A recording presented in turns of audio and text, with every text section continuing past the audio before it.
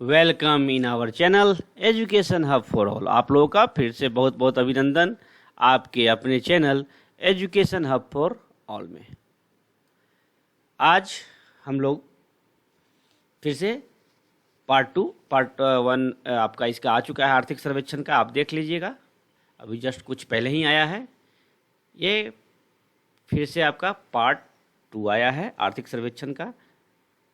Okay, तो जो भी नए हैं वो सब्सक्राइब कर लें और बेल आइकन को प्रेस करना ना भूलें, ताकि नोटिफिकेशन आपको जल्द से जल्द मिल सके।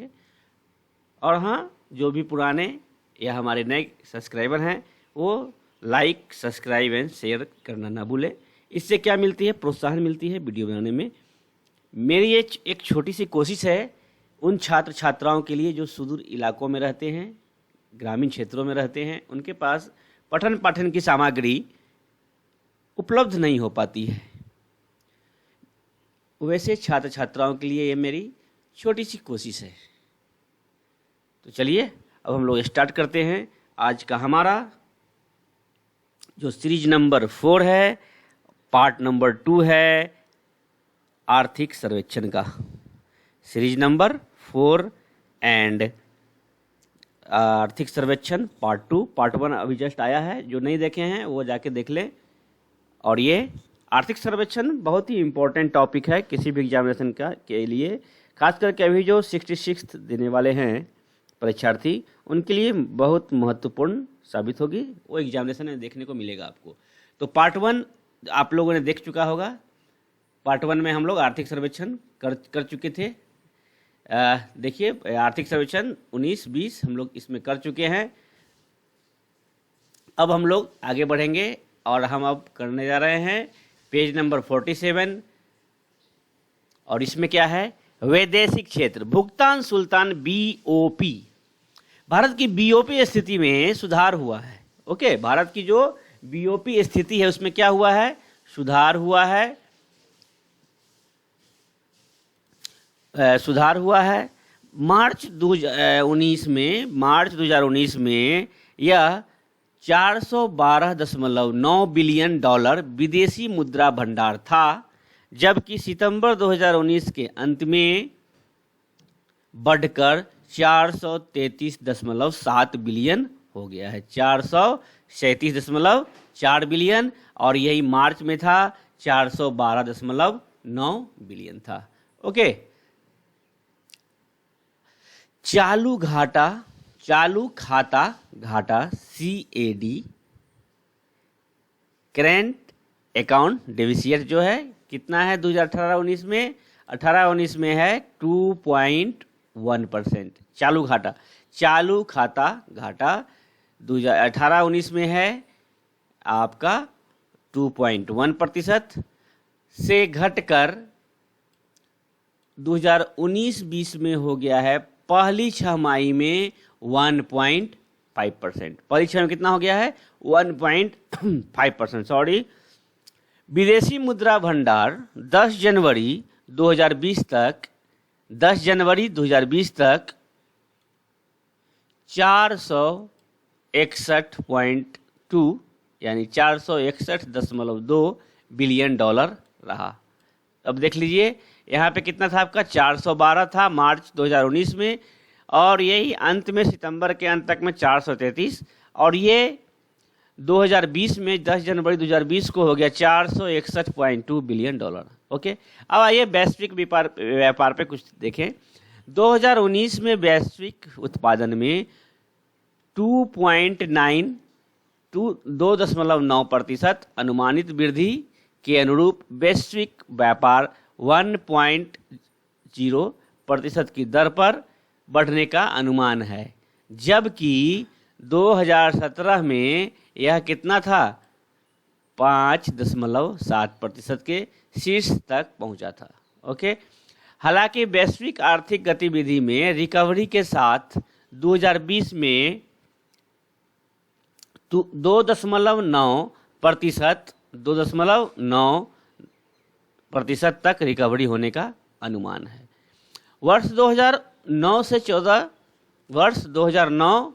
14 से लेकर 2014-19 तक 2014 से 19 तक भारत की मर्चेंडाइज वस्तुओं के व्यापार संतुलन में सुधार हुआ है। हालांकि बाद की अवधि में लगातार सुधार में क्रूड की कीमतों में 50% ज़्यादा गिरावट के कारण हुआ है। क्रूड जो कच्चा माल उसके 50% ज़्यादा गिरावट के कारण हुआ है। भारत के शीर्ष 5 साझेदार अमेरिका, चीन, संयुक्त अरब अमीरात, सऊदी अरब और हांगकांग, ये भारत के 5 शीर्ष जो हैं व्यापारिक साझेदार हैं। सबसे अभी 1 नंबर पे है आपका अमेरिका, दूसरा चीन, तीसरा संयुक्त अरब यूएई जिसको बोलते हैं संयुक्त अरब अमीरात, यूएई एंड सऊदी अरब और हांगकांग। इसके साथ अभी अच्छी साझेदारी भारत की चल रही है। निर्यात में आइए, शीर्ष निर्यात मध्य क्या है?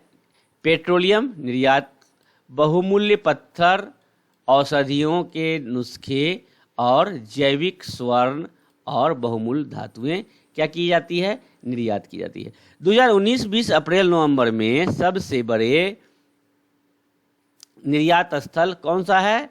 तो अमेरिका, उसके बाद संयुक्त अरब अमीरात इसको यूएई, उसके बाद चीन, उसके बाद हांगकांग। याद रखिएगा, निर्यात सबसे बड़े निर्यात स्थल में सबसे पहले स्थान पे कौन है? अमेरिका, उसके बाद संयुक्त अरब अमीरात, यूएई, उसके बाद चीन और हांगकांग। जीडीपी के अनुपात और मर्चेंटाइज वस्तुओं के निर्यात में कमी आई है, जिससे बीओपी स्थिति पर नकारात्मक प्रभाव पड़ा है। विश्व उत्पादन में कमी आने का प्रभाव निर्यात और जीडीपी अनुपात घटने पर पड़ा है, विशेष कर 2018 से 19 एंड 2019 से 20 की पहली छमाही के दौरान। 2009-14 से 2014-19 तक नॉन पीओएल निर्यात में वृद्धि में महत्वपूर्ण कमी आई है। ये थी निर्यात की बातें। अब देख लेते हैं आयात। शीर्ष आयात मध्य में क्या क्या है?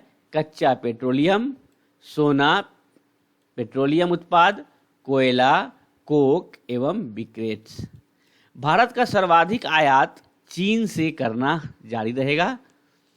भारत का सर्वाधिक आयात जो है चीन से करना क्या रहेगा? जारी रहेगा।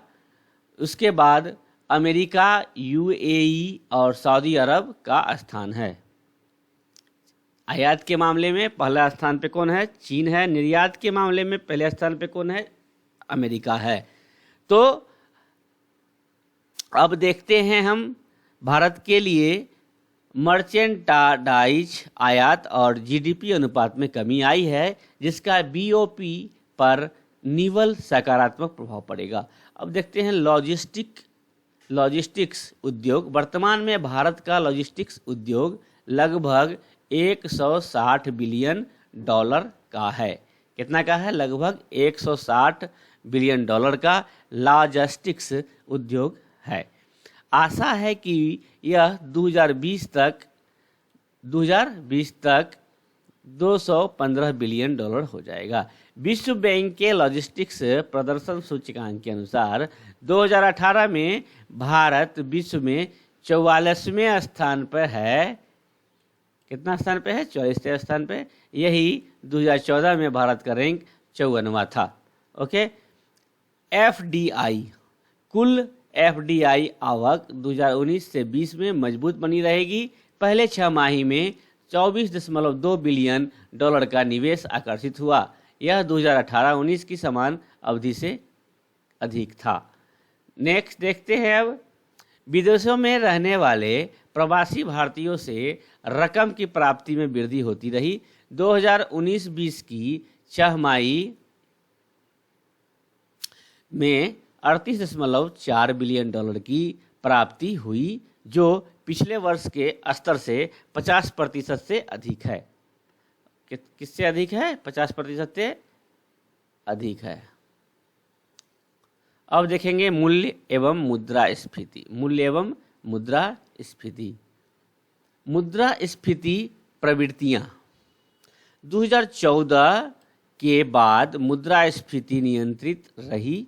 2014 के बाद मुद्रास्फीति नियंत्रित रही। उपभोक्ता मूल्य सूचकांक CPI मुद्रास्फीति 18-19 अप्रैल से दिसंबर 2018 में 3.7% से बढ़कर 19-20 में क्या हो गया है, 4.1% हो गया है। मुद्रास्फीति 4.1%।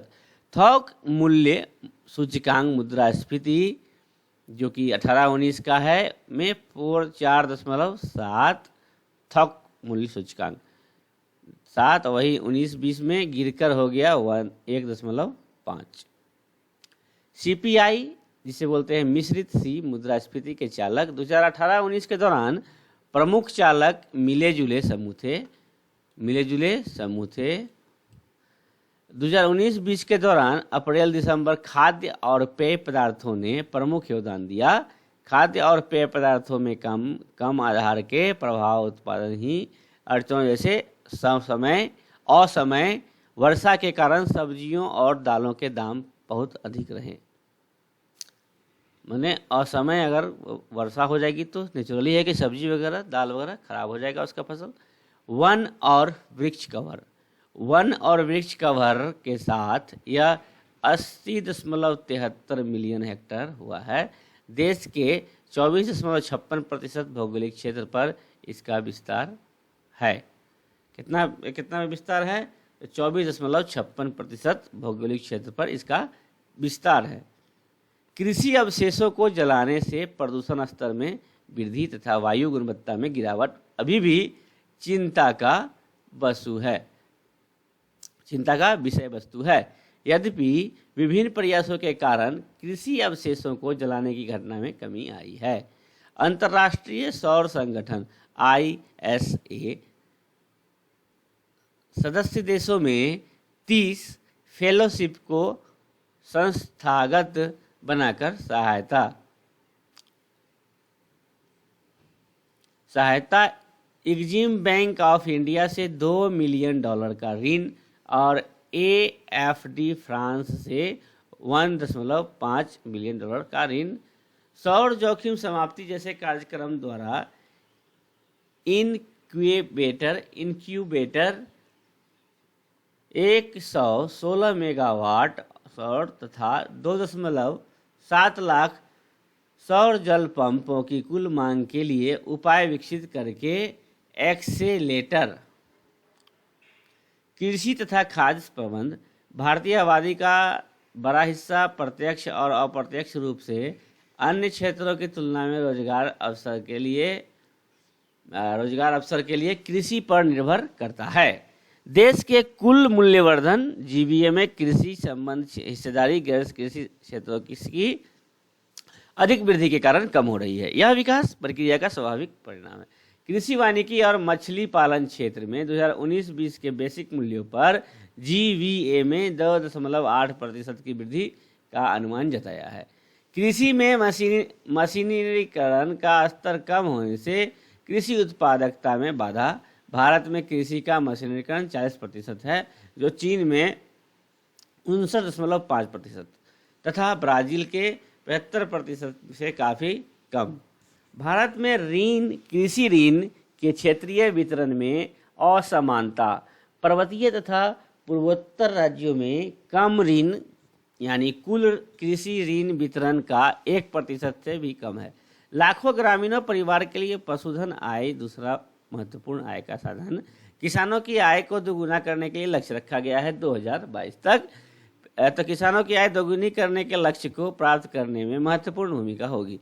पिछले 5 वर्षों के दौरान पशुधन क्षेत्र CAGR के 7.9% की दर से बढ़ रहा है। 2017-18 में समाप्त पिछले 6 वर्षी के दौरान खाद्य प्रसंस्करण उद्योग में वृद्धि होगा। तो ये आपका आज का सेकेंड पार्ट है आर्थिक सर्वेक्षण का। उसके बाद हम लोग एक और पार्ट भी नहीं करेंगे। आज इसको सोच रहे हैं इसको ख़त्म ही कर देते हैं क्या।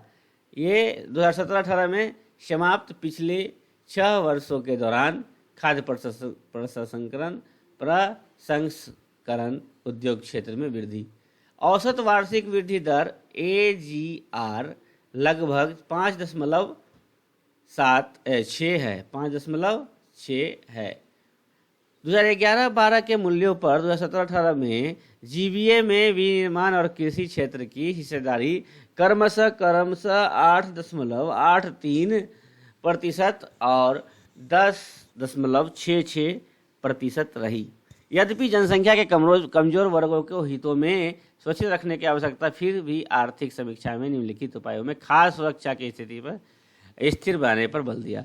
बढ़ती खाद्य सब्सिडी बिल की समस्या सुलझाना, एनएफएसए के अंतर्गत दरों तथा कवरेज में संशोधन, उद्योग तथा आधारभूत संरचना 2018-19 में 5.0% की तुलना में 2019 में तो यही बात है। देख लीजिए, ये था आपका आज का सेवा का क्षेत्र है। क्या है? 30 सितंबर 2019 को भारत में कुल टेलीफोन कनेक्शन 119.43 करोड़ तक पहुंचे। बिजली उत्पादन की स्थापित क्षमता बढ़कर 31 अक्टूबर 2019 को 364960 मेगावाट हो गया है, जो 31 मार्च 2019 को 3,56,100 मेगावाट थी। चलिए, यही था आज का आप लोगों का क्लास। इसको कैसे देखेंगे? ये जो है सर्वेक्षण का पार्ट 2 या फिर बोल सकते हैं इंड पार्ट 2 या फिर इंड।